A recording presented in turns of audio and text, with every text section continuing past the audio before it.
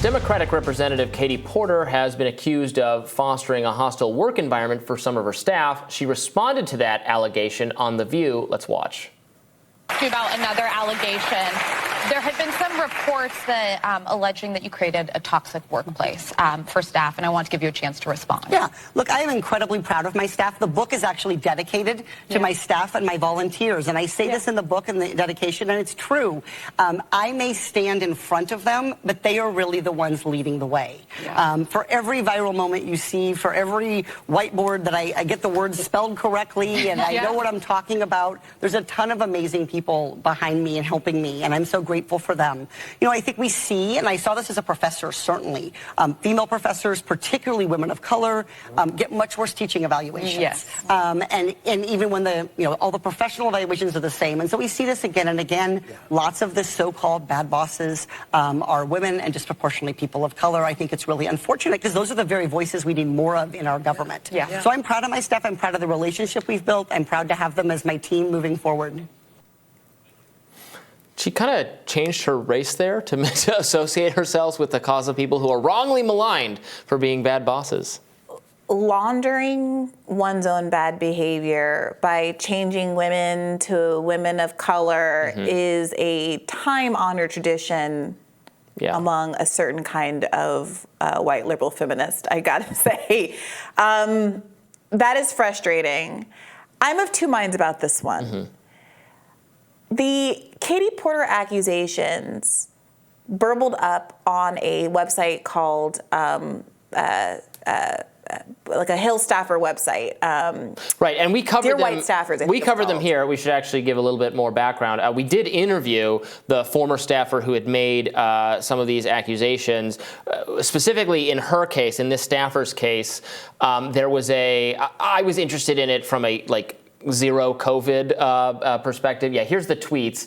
So the staffer was accused of potentially putting Katie Porter at risk of having gotten COVID for not following all the exact protocols as militantly as possible or something. They had gone to a funeral and Katie Porter accused the staffer of, because of her exposure at that funeral, making her And she was just not having it. The staffer was like, I'm so sorry. I understand why you'd be frustrated. And Katie Porter was like, okay, well, you know what? You can't come in anymore. You're going to finish this out. She was on some kind of fellowship or program. You're finishing this out remotely. Let us know, let's work out a time where you can, you disease-ridden flee to reclaim your stuff from the office. That was the tone of it. Right. Obviously, that was not a direct quote. That was the tone of what she had to say. I do think that I'm of two minds because, one, the fact that burbled up on this account, which is kind of known for being an outlet for staffers in a routine way, feels a little bit less like a hit piece. Some of these hit pieces that do tend to come out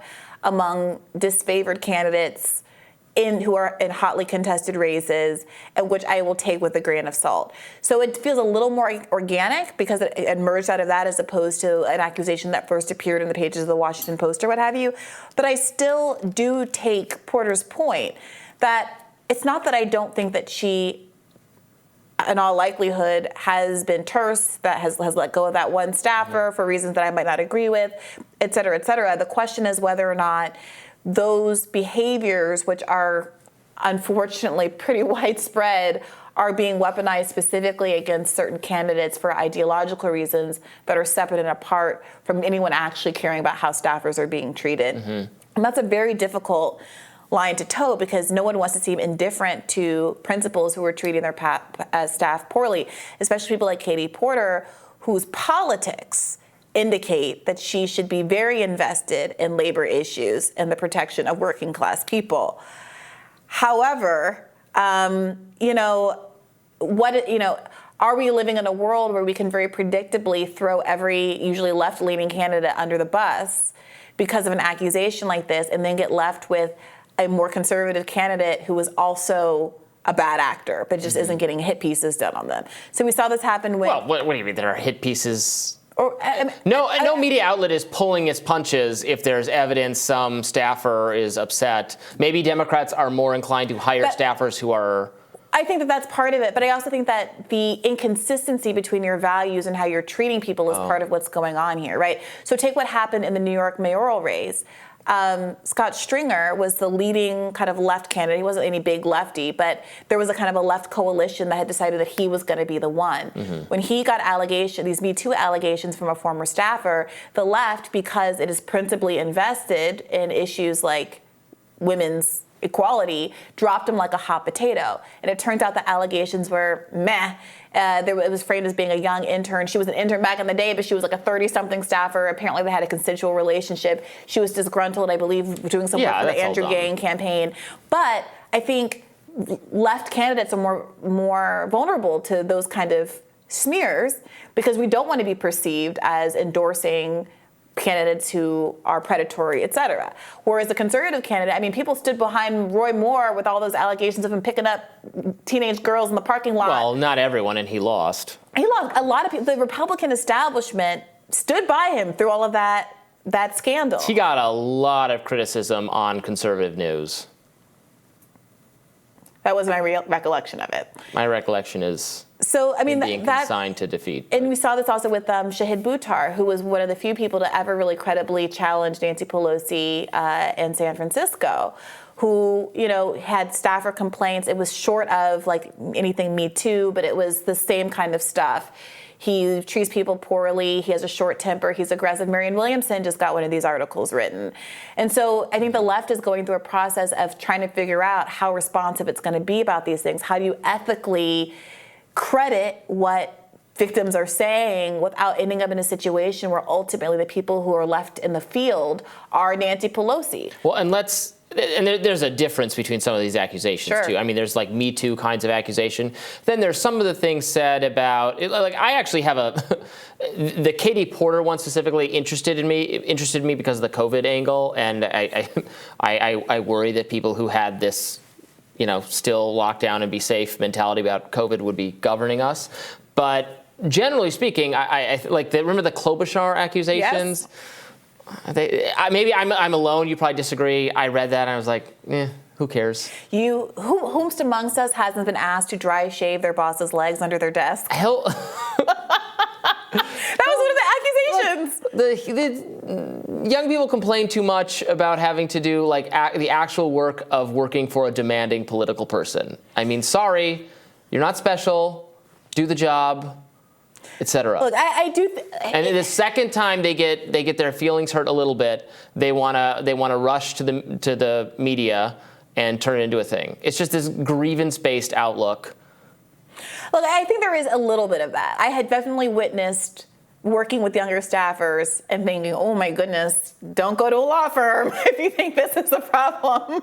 But that, I'm torn because it's just because things have been bad in the past doesn't mean we should be saying, well, I went through it, you should go through it too. I do think there's this renegotiation of a line. Should staffers be berated because you didn't pack a fork and now Amy Klobuchar has to eat her plain salad with a comb? Mm-hmm. I would say no. But if I worked for a candidate like Amy Klobuchar and I really believed in her, would I probably keep that to myself? That she yelled at me because I didn't get her a fork? Yeah, I would keep that to myself. I mean, I believed very deeply in the Bernie campaign when I worked for it and didn't feel like every kind of interpersonal issue in the office needed to be a referendum on the principles validity as president of the United States when he was not even there. He's traveling around the country. And I do think that sometimes those things get unfairly conflated. A bunch of women of color walked off of Elizabeth Warren's Nevada campaign. The press, frankly, mostly covered it as a triumph for Warren in negotiating a difficult time. But never mind. Is it Elizabeth Warren's fault per se that staffers halfway across the country had these issues? Does that mean that she's not going to be a good president? Maybe not. Mm-hmm. And so how much do we weight these kinds of stories? I just think it's difficult.